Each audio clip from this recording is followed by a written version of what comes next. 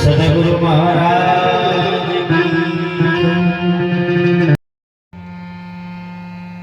પાવનકારી પ્રસંગ એવી પાવન ભૂમિમાં પધારેલ નામી અનામી સર્વ સંતગણ, આમ તો આ ગામમાં બીજી વાર આવ્યો છું. બહુ વર્ષ 2 વર્ષ અગાઉ આવ્યો છે, તારના આજે આવ્યો છે. ભાગશાળી છું, તમારા દર્શનનો ફરી લાભ મળ્યો છે. જે આમ ખૂણામાં બેઠા છો એ આગળ આવતા રહો. મને એવું લાગે કે કોઈ તકલીફ હશે. આપણે બધા ઘરના જ છોકરીને પરણાવીએ સેટા બેહીએ, પેલું ફરવા વાળાને એમ થાય કે અમારી નજીક કોઈ બેહતું જ નહીં. આજે આપણી વચ્ચે સાહેબ બહુ આગળ વાત થઈ કે આજે ખરેખર અચાનક દેહ છોડી દેવો એ અઘરો છે. આપણે બહુ વિચારવાનું જીવનમાં સાહેબ, કોઈ ખબર નથી આ શરીર ક્યારે છૂટી જાય. સંતો મહાપુરુષોએ કીધું છે, કાલ કરે સો અબ કર, જે અત્યારે જે કરવું હોય કરલો, કાલ કોઈ ખબર. બહુ સુંદર જીતેન્દ્ર બારિયાએ આપણને સુંદર વાણીથી શ્રદ્ધાંજલિ ઓખો ભીજવી નાખી છે. એવી લાગણીને પ્રસંગને યાદ કરાયો છે. બાપ કીધું છે, જીવનની અંદર જ્યારે લાગણીમાં વિષયમાં બધા રહેતા હોય ને સાહેબ, જો જે અચાનક એ રતન ખોવાઈ જાય તો આપણને ઓખમાં આવો આવી જાય. ના આવે એવું નથી. અને બાપ બાળક બહુ નાના છે, નાની ઉંમરમાં મૂકીને જાય સાહેબ. એક નિયમ છે કે બાપની સેવા કરવા માટે સાહેબ દીકરાનો જન્મ થતો હોય, પણ સાહેબ બાપ એ સમય ના આવે તો દીકરાને પણ ખોટ પડે. બાપ વગર વરિયોનો આધાર એક મોભ છે, ને મોભ જેદન ભોગી પડે તો વરિયોનો શું આધાર, એ બહુ જોવા જેવું છે. સંસારમાં આયા પછી સાહેબ જો આગેવાની ધરાવવા વાળો પુરુષ ના રહે તો સાહેબ એના બધાય અંગ ભાગી પડે કે બાપ હવે મારું કોઈ ના રહ્યો. દીકરી હોય એ દીકરીને પણ સાહેબ પોતાના બાપની લાગણી હોય છે કે મારો બાપ હોય તો અમે બાપ કઈ બોલાવીએ. આજે નથી ત્યારે અમારે કઈ પોઝિશન છે. હરેક ને આવી પોઝિશન છે. કોઈ એવું નહીં હોય કોઈને ઘેર મરણ ના થતું હોય, પણ બધાની લાગણીઓ રડાવતી હોય છે. તમે જો જનક જેવો જનક રાજા પણ સાહેબ માં જાનકી સીતાને જ્યારે વરાવાની થઈ તો એ પણ રડ્યો. તો જ્ઞાની હતો છતાં રડ્યો છે. તો આપણું તો ઘરનું ખોવાયું, ચમ ના રડવું આવે. આ કોકને લાગણી છે ને બાપી રડે છો. બાકી જેને દયા ભાવ નથી, જેનામાં પ્રેમ ભાવ નથી, જેનામાં કોઈ આવી માનવતા નથી પડી, એને આવું રડવું ના આવે. સંતો એટલે કીધું છે કે રામ ભજી લેને પ્રાણિયા પછીથી ભજાશે નહીં. એ કાયા થશે તારી ગરડી, પછી બેઠું રહેવાશે નહીં. આ કાયા જેદન સાહેબ આપણી ગરડી થઈ જાય તેદન બેઠું નહીં રહેવાય. એટલે સંતો કહે છે રામ ભજી લે પ્રાણિયા પછીથી ભજાશે નહીં. આ કાયાના કોઈ ભરોસા નથી. સંતો મહાપુરુષોએ કીધું છે કે મનખા જેવું ટાણું રે વાલીડા તારું જાય છે. આ મનખા જેવું ટાણું તમે વિચાર કરો. 84 ના ખાતામાંથી ફરતા ફરતા આયા એક મનુષ્ય તન મળ્યું, અને સાહેબ તન મળ્યું સેવા કરવા, અને સાહેબ પોતાનો પરિવાર મળ્યો. તારે જીવવાનું જીવન ટૂંકું પડી ગયું.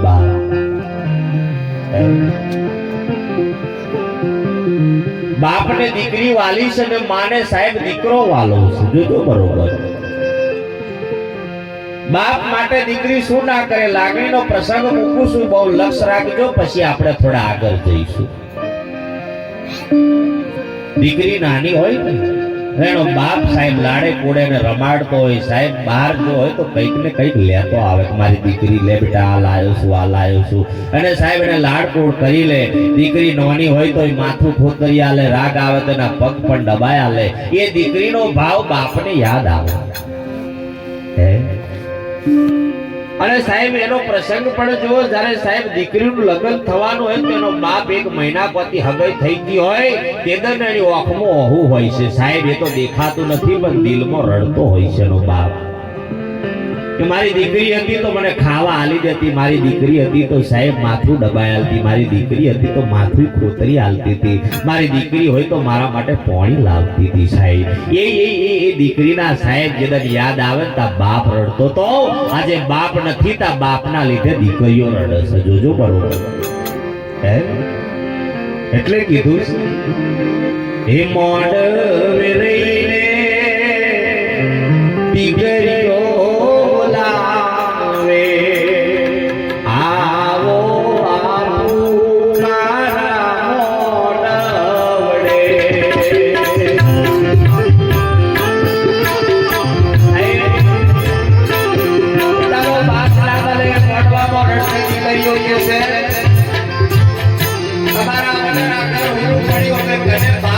બોલાવશો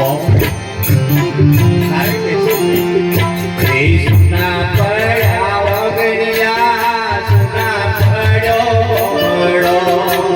મારા વિના કે ચાલશ રે.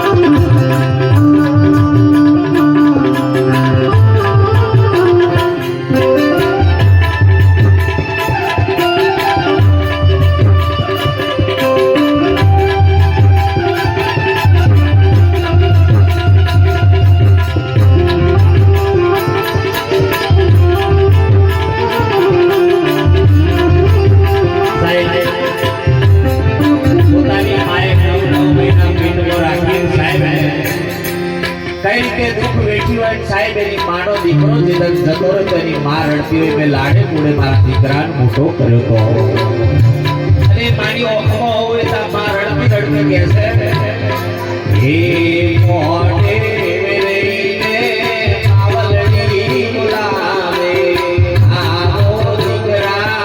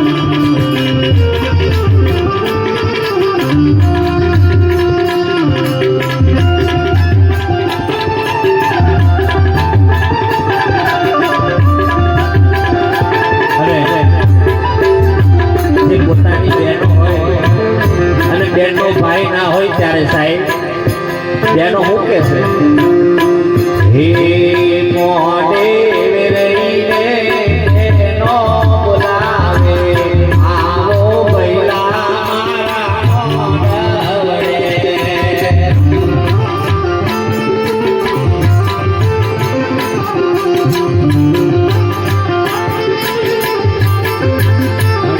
આવે દાન દક્ષિણા કરતા લઈને શમશાન में પહોંચ્યા જમ એવું કર્યું છે એમને એમ થયું કે ગમે તેમ મારો બાપ હતો મારા બાપને મેં વાતે ગાતે વરાયો કેમ કે અમને જીવનમાં કંઈક હાલી જોશે પેલા 3 જણા ભેગા થયા તો એમ કે મારા બાપે તો હોના દાગીના મેલી જોશે તા બીજો કે મારા બાપે તો જમીન જાયદાદ મને હોપી જોશે તા ચોથા નંબર ત્રીજા નંબર નો બોલ્યો કે તમને તો તમારા બાપે જમીન જાયદાદ મેલી જો પણ મારા બાપે તો આખી દુનિયા માને હોપી જોશે કે આ દુનિયામાં બેટા જીવી લેજે સાહેબ એ બાપનો ઘોડો હાકી કે પણ શેતાન જૂઠું બોલે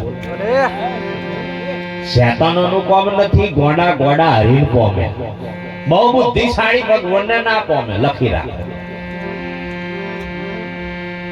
ભણેલો કરતે અભણ હારા એમ કે તમે જોજો પણ અભણમાં જેટલી અનુભવ જાય દાદા કહેશે કેટલું ભણ્યો છું તાકે હું તો વૈજ્ઞાનિક છું નહીં કોમ લાગે ઉદેડીનું બસું લાઈ ઉછળે દોરો બોધી નહીથી પાઇપ નાખી પેલપા ઉદેડી નેકરી દોરો કે નેક કાઢતે કેટલી વાર લાગે કે અમે હારા તમારા એટલે ગઈયા સાહેબ ગાડો વાર્યો પણ અમારા જેવોથી પાડોય વરેવો છે સાહેબ એમના જીવનમાં તો એવું જીવ્યા છે કે સાહેબ એને રોગ પણ નતો થતો રોગ આપણા તો જેટલી સુવિધા વધી એટલી સાહેબ રોગ ફાટ્યા જેટલી સગવડ આવી એટલી અગવડ વધી કે ઘટી હે તાણે માવજો ઘરમાં એ સુંદર લેપીન કેવું થાપી બાપી કેવું કમ્પ્લીટ કરે તમારે જરજરીઓ વાળું લાઈન સોટાડતો હતો તાણે રંગી હંગી મારતો હતો આજે આજ સુખાન સુખારે તારનો કમરો થવા મળ્યો જોઈ કમરા ઉષા થતા તાણે તમે જો લેપડ થાય એટલે સાહેબ ગહારો થતો એમાં શરીરના રગે રગ બધી લોહી ચાલતું હતું જો પરિભ્રમણ થતું હતું અરે પાણી ભરવા જવું હોય તો હેડતો કુવે જાય અને સાહેબ એ ઠંડુ પાણી સાહેબ ઉનાળા પીઓ તેની મીઠાશ હતી કે નહીં અત્યારે તો બધું ઘણું આવી ગયું પાણી ફિલ્ટર કરો તું ફિલ્ટર થઈ જાય એટલે બધું ફિલ્ટર થઈ જાય કુવાના પાણીમાં મીઠાશ હતી અરે પાણી કાઢે તો કસરતો થતી એટલે રોગ નતો થતો બે ડેગડા માથે મેલીને બહાર ઘેર આવતી એને સાહેબ કોક બૂન મળી જાય વાતોમાં સડી હોય તો એના માથાના વજન સાહેબ કહી જતો આ ભાવ હતો આ તારકા ભાવ પહેરી ગયો ઘેર ઘેર નળ આયા નલ આયા પણ જલ ના આયા અમાર બાજુ નલ હે પણ જલ નહીં નહીં આ જિંદગી મનુષ્ય તન મળ્યું છે કહેવાનો મારો ભાવાર્થ છે કે બાપ એક પલમાં શરીર છૂટી જાય છે એટલે કહેવાનો ભાવ કે એવું કર્મ કરીએ સારું કામ કરીએ પણ ઘણા માણસો એવું બોલે માણસ મરી જાય ને એટલે એની કિંમત થાય જીવતાની કોઈ નહીં કરતા તમે તમારી થડક બેઠ હોય તો તમારી ખાતરી નાખે આ જમવાનું આવું છે પણ માણસ મરી જાય એટલે લોકો કે ના ગમે તેમ પણ મોણો હારો તો આટલા દર મને ખરાબ દેખાયો છે માણસની કિંમત મર્યા પછી અમેથી ભજન કરીને જઈએ એટલે પછી તમે એનું તારણ કાઢો કે મંડળ સારું હતું હું પાછી અહીં બોલી જશો તો તમે એમ કહો કે મહારાજ આવું બધું બોલતા હતા સારું બોલતા એ બધું તારણ તમે પછી કાઢો પણ તરત કોઈ જવાબ આલે એમ મારો કહેવાનો ભાવાર્થ છે કે સાહેબ એક દીકરીનો બાપ નથી નાનો છોકરો મેલીને સાહેબ બાપ વયો ગયો છે આપણે તો પરમાત્માને પ્રાર્થના કરીએ કે બને તો સાહેબ છોકરો જેદન સાહેબ મોટો થાય તેદન તું લઈ જમ તો વાંધો નથી પણ અધ વચ્ચે નાનો બાળકો મૂકી અને આવી રીતે લઈ લેવાય કહેવાનો ભાવાર્થ છે કોણ એમ પાછળ કોણ એમ સલાહ સૂચન આલવા વાળું કોણ બાપની ધાકે સોરું આગળ વધી જાય પણ સાહેબ જેદન બા ટાઈટ રહેતા સાહેબ છોકરોને સંસ્કાર આલવાનું કામ કરી જાય એમ મારું કેવું છે જે મા બાપ હોય તો પગે લાગજો જીવનમાં બીજા કોઈ નહીં લાગો અમન નહીં લાગો તોય ચાલશે પણ પોતાના મા બાપને પગે લાગજો કેમ કે જાગતો જીવતો ભગવાન તમારો મા બાપ છે એટલે આ જીવને જાય સદગતિએ લઈ જવા માટે ભજનમાં આપણે બોલવાનું છે. હું ભજન પૂરો બોલતો નથી, પાછું કોઈ કેવું નહીં ભજન અધૂરો તમે એ જીવડાનું જતન કરો રે હરિનો ભજન